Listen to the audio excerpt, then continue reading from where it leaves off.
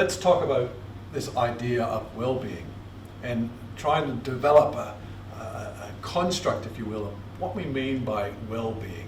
Because this sort of environment is highly disruptive to our well-being. We feel anxious and all sorts of other things. But let's start by just getting a picture of what that looks like. First of all, well-being is a combination of what's going on in our heads, the sort of psychological factors that are at work today, those sort of automatic negative thoughts, those voices, those messages that we're constantly sending ourselves, and how they interact with our physical selves, how we feel, the sort of fuel that we're putting into our body, how active we are, and so on.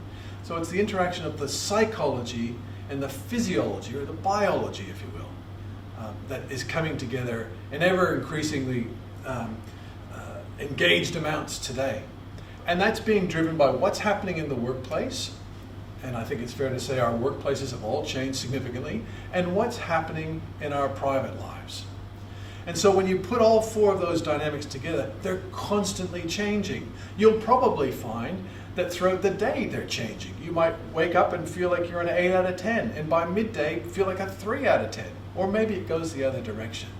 But that's the interaction of how quickly our well-being is changing, and it's changing because of what's going on up here, and perhaps how we're feeling, which is a combination of all sorts of other stimulus and inputs, and what might be happening at work and what might be happening at home. And as we shake up all that constantly, our well-being will change considerably.